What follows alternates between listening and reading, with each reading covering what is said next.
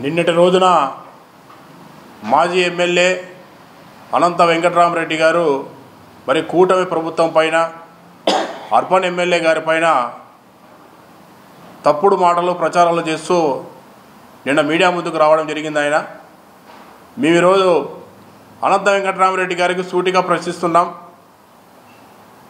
మీరు గడిచిన 5 సంవత్సరాలలో ఏ ఒక్క అభివృద్ధి పనైనా చేశారా? అదేవిధంగా రైతాంగాన్ని గురించి మీరు మాట్లాడుతున్నారు. మీ 5 సంవత్సరాల ప్రభుత్వంలో జగన్మోహన్ రెడ్డి ఏసీ కార్లలోనూ లగ్జరీగా అనుభవించేకి తప్ప పరిపాలన ఏదో విధంగా ఆ రోజు మీరు చేసి సక్రమంగా జరిపారని చెప్పేసి అడుగుతున్నాం.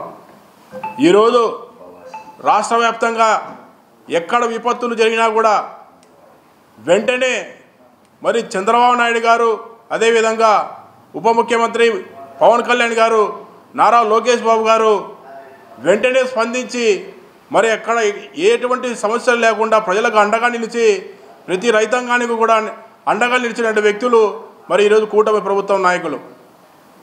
ఈరోజు అనంతపురం జిల్లాలో మీరు 40 సంవత్సరాలుగా రాజకీయ చరిత్ర కలిగిన వాళ్ళు ఈరోజు మీరు మాట్లాడతారు.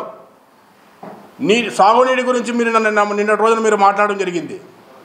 మీరు సూటిగా అడుగుతున్నాం, చంద్రబాబు నాయుడు గారు ముఖ్యమంత్రి అయిన తర్వాత మరి ఈరోజు ఆంధ్రనివా అయితేనేమిండి, అదేవిధంగా తాడపత్రి నియోజకవర్గంలో దాదాపు 20 సంవత్సరాలుగా అక్కడ ఉన్న రైతులు నీళ్లు లేక ఇబ్బంది పడుతుంటే మరి ఈ రోజున సస్యశ్యామలంగా ఈరోజు రైతులందరూ కూడా ఆడ హర్షం వ్యక్తం చేస్తున్నారు.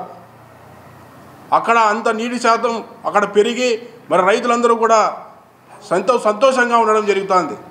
రాయదుర్గంలో కూడా అదేవిధంగా మరి ఈరోజు నీరు అందించడం జరిగింది.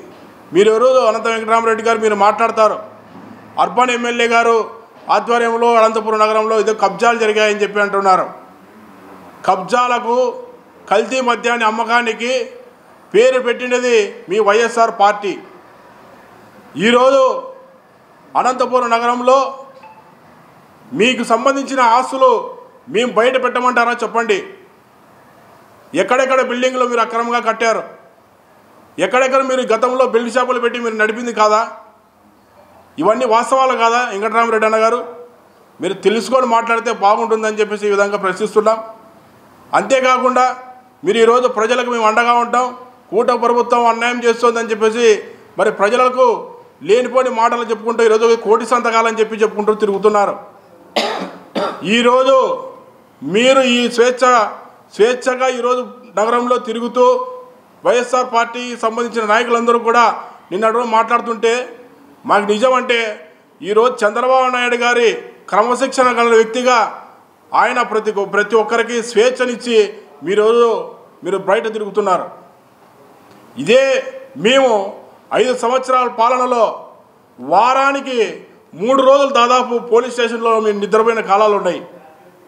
మా గొంతు నొక్కి అప్పుడు మీరు చేసిన కార్యక్రమాలలో మీరు నిజం కాదని చెప్పేసి మేము అడుగుతున్నాం వెంకటరామరెడ్డి గారికి.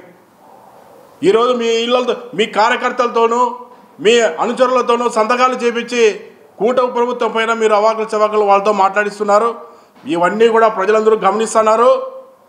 ఈరోజు మీరు మాట్లాడినంత మాత్రాన ప్రజలందరూ కూడా ఎవరు నమ్మే ప్రసక్తి లేరని చెప్పి తెలియజేసుకుంటూ ఇంకొకసారి ఏదైనా మాట్లాడే ముందు మీరు తెలుసుకొని మాట్లాడితే బాగుంటుందని వెంకటరామరెడ్డి గారికి తీవ్రంగా హెచ్చరిస్తున్నాం.